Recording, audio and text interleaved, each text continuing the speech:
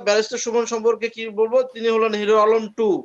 তো এই যে আমাদের হিরো আলম ভাই 2 ব্যারিস্টার সুমন ভাই, আমরা দেখলাম যে ওই এসাল্লামকে নিয়ে একটু ঘাটাঘাটি করতে গিয়ে এমপি পদটা পাইলেন। এরপর আমরা দেখছি এই যে বেশ কিছুদিন ধরে আবার ওই যে আপনার আমাদের ওই যে বেনজির আহমেদকে নিয়ে আবার টানাটানি করছেন, হয়তো তার মন্ত্রী হওয়ার খায়েশ জাগছে সেজন্য ব্যারিস্টার সুমন ভাইরাল হওয়ার জন্য এই কাজগুলো করতেছে। ওনাদের বুঝে আসবে যে জনগণ আসলে ভোট চায় না, ভোট ছাড়াই ওনারা ইলেকশন হয়ে যাচ্ছে, শুধু শুধু রাষ্ট্রের অর্থ এখানে অপচয় ছাড়া আর কিছু না। বললেন এখন কি আপনারা কি আওয়ামী লীগ কি এরশাদের চেয়ে কম স্বৈরশাসক কিনা উনি একটু বলবেন। আর চুন্নু সাহেব কয়বার এমপি হয়েছেন? 6 বার। এই 6 বারের মধ্যে আপনি 2008 সালের পর থেকে উনি 4 বার 5 বার, এর আগে জীবনে একবার হয়তো এমপি হয়েছেন। তাহলে এই 4 বার এমপি হয়েছেন কিন্তু বিনা ভোটে, অর্থাৎ জনগণের ভোটে না। 2 নাম্বার হচ্ছে ব্যারিস্টার সুমন আওয়ামী লীগেরই একজন সমর্থক এবং একসময় যুবলীগ করতেন। তিনি হয়তো কোনো কারণে বহিষ্কৃত ছিলেন। ওনাকে শেখ হাসিনা নিজে দয়া করে পাশ করে আনছেন, উনি কিন্তু নিজের ক্যারিশমাটিকে পাশ করেন। অনেকে বলেন যে ব্যারিস্টার সুমন কিভাবে পাশ করলো, এটা শেখ হাসিনা দয়া, তাই ব্যারিস্টার সুমন পাশ করছে।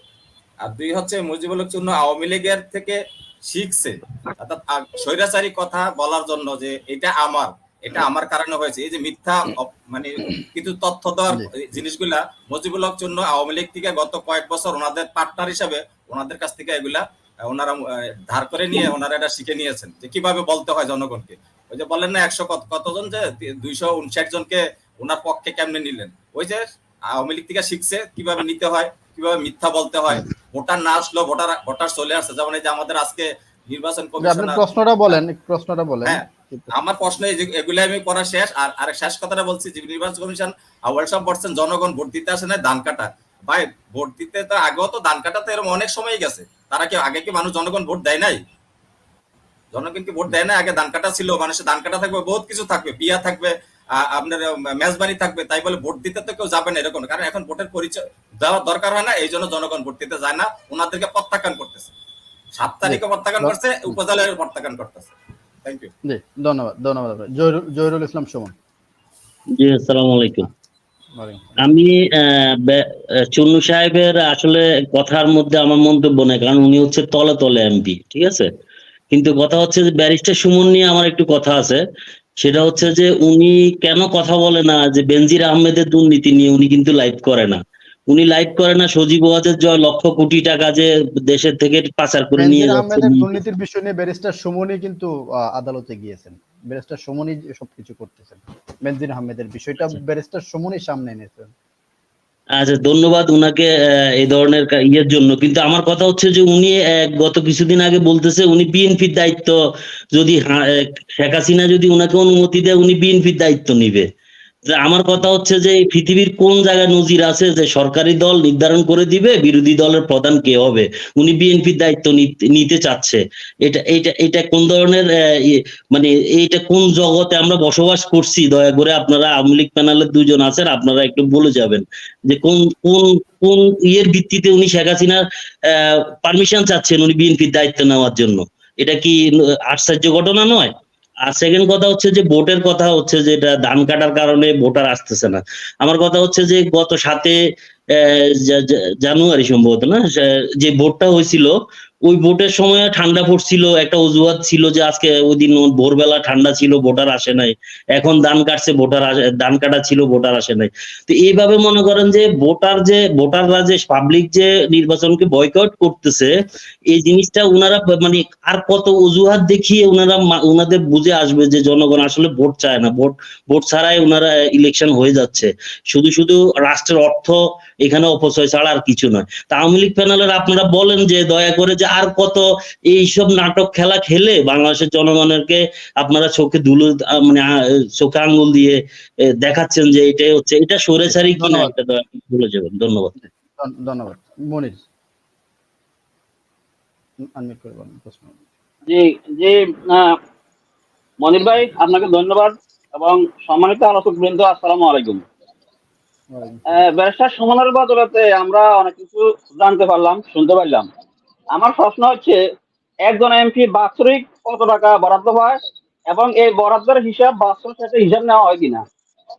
দ্বিতীয় প্রশ্ন হচ্ছে আওয়ামী লীগ কবে হুমড়ি ফিরে আসবে? জনগণ ওদেরকে ভোট দিচ্ছে না, ওদের কি এখনো হুঁশ ফিরে আসে না? এরা কি এখনো গণতন্ত্র ভাষা বুঝে না? ধন্যবাদ আপনাদের সবাইকে। প্রিয় আলোচক প্যানেলের আমার সিনিয়র মুরব্বীগণ সবাইকে আমার সালাম, আসসালামু আলাইকুম ওয়া রাহমাতুল্লাহ। মুনির ভাই, আসলে আমরা ব্যারিস্টার সুমন সম্পর্কে কি বলবো, তিনি হলেন হিরো আলম 2। তো এই যে আমাদের হিরো আলম ভাই 2 ব্যারিস্টার সুমন ভাই, আমরা দেখলাম যে ওই এস আলমকে নিয়ে একটু ঘাটাঘাটি করতে গিয়ে এমপি পদটা পাইলেন। এরপর আমরা দেখছি এই যে বেশ কিছুদিন ধরে আবার ওই যে আপনার আমাদের ওই যে বেনজির আহমেদকে নিয়ে আবার টানাটানি করছেন, হয়তো তার মন্ত্রী হওয়ার খায়েশ জাগছে, সেজন্য এবার আবার উনি করছে কি, ওই বেনজির আহমেদকে নিয়ে কথা বলা শুরু করে দিয়েছে। যাই হোক, আমি ওই টপিকে না যাই, আমি নজিবুল আকবর ভাইয়ের কাছে আমার একটা প্রশ্ন। ভাই, আমার জানার মতে আমরা কখনো দেখিনি যে এমপি মহোদয়রা, বিশেষ করে আপনাদের এই যে এই 15 বছরে কোন এমপি মহোদয় ঈদ উপলক্ষে শাড়ি বিতরণ করেছে, শেখ হাসিনার নেতৃত্বে শাড়ি বিতরণ করেছে আমরা দেখি নাই। যেটা আমরা ব্যারিস্টার সুমনকে দেখলাম, আপনার ভাষ্য অনুযায়ী সেটা শেখ হাসিনা বিতরণ করে, কিন্তু আমরা কখনো দেখি নাই। তো হয়তো ব্যারিস্টার সুমনের ওই বিষয়টাও আসতো না যদি তার বন্ধুকে সে শাড়ি দিতে গিয়ে ধরাটা না পড়তো। তো আমি যেটা বলতে চাই যে এই যে শাড়িটা দেয় বা মন্ত্রীরা বরাদ্দ দেয়, তো এই বরাদ্দগুলো কি আসলে সত্যিকার অর্থে শেখ হাসিনা দিয়েছিল কোনোদিনও? আমরা তো আজ অব্দি কোনোদিনও দেখিনি। এটা আপনার কাছে আমার প্রশ্ন, নজরুল আকবর ভাই। জি, ধন্যবাদ আপনাকে। ব্যারিস্টার সুমন এই ভাইরাল হওয়ার জন্য এই কাজগুলা করতেছে। তো শূন্য যে কথাগুলো বলছে, এরা তো দেখা গেছে নির্বাচনের টাইমেও টাকা টুকা নিচে নি, এরা নিজের দলের ভিতরে কোন্দলবাজি কিলাকিলি পর্যন্ত হয়েছে, দেখা গেছে টাকার বাগবটরা নিয়ে। এখন এই দেশটা তো আসলে মোটামুটি এই লুটের মাধ্যমে দেখা গেছে হে একজন সুমনকে টার্গেট করি আপনার 299 জনকে একত্রিত করতেছে, এবং কি হে আপনার স্পিকারের কাছে বিচার দেয় যে স্পিকার যেন এটার আইনগত ব্যবস্থা নেয়। দেখা গেছে আপনার হিরো আলমের কাছে একজন, আপনার প্রশ্নটা বলেন, কি প্রশ্ন? এই তো উপনির্বাচনে হিরো আলমের সাথে একজনে উপনির্বাচনে দাঁড়ায়, দেখা গেছে হিরো আলমকে মারধর করে জিততে হয়েছে। এখন হে আপনার তথ্যমন্ত্রী হয়েছে। তো দেখা গেছে আমাদের বাংলাদেশে এখন যে খেলাগুলো চলছে ভাই, আমরা এই খেলা চাই না। এখন এই যে আপনার এই উপজেলা নির্বাচন, মানুষও ভোট দিতে যায় না, নির্বাচন কমিশনাররা বলে কি ধান কাটতে গেছে মানুষ। আমরা এগুলা চাই না ভাই, আমরা সুন্দর মতে একটা সুস্থ নির্বাচন সরকার দেখ, আমরা সরকারের কাছে আহ্বান করি সুস্থ সুন্দর একটা নির্বাচন দেখ, আমরা জনগণে ভোট দিমু, আমরা আমাদের প্রার্থী বাছাই করি, আমরা ভোট দিমু, আমরা কাকে দিমু সেটা আমরা জনগণ বাছি নিব। যদি এই সরকারের জনপ্রিয়তা বেশি হয়, সরকার ক্ষমতা আসবে। এখন আমার কথা হইলো এটা যে প্রশ্ন থাকলে বলেন, প্রশ্ন না থাকলে আমি দ্বিতীয় দর্শকের কাছে যাচ্ছি। হ্যাঁ, আমার প্রশ্নটা হইলো মিলন ভাইয়ের কাছে। মিলন ভাই, যে আপনারা এই যে বিভিন্ন আপনার টকশোতে আসেন, আপনারা আপনাদের সরকারে কি বলতে পারেন না নাকি যে জনগণ যাচাই বাছাই করবার জন্য? এইভাবে তো আপনাদের দল শেষ হয়ে যাবে। আপনারা একটু ইয়ে করেন, আবেগময় হয়ে প্রধানমন্ত্রীকে বলেন যে একটা সুস্থ নির্বাচন দেওয়ার জন্য। ধন্যবাদ। আসসালামু আলাইকুম। ধন্যবাদ।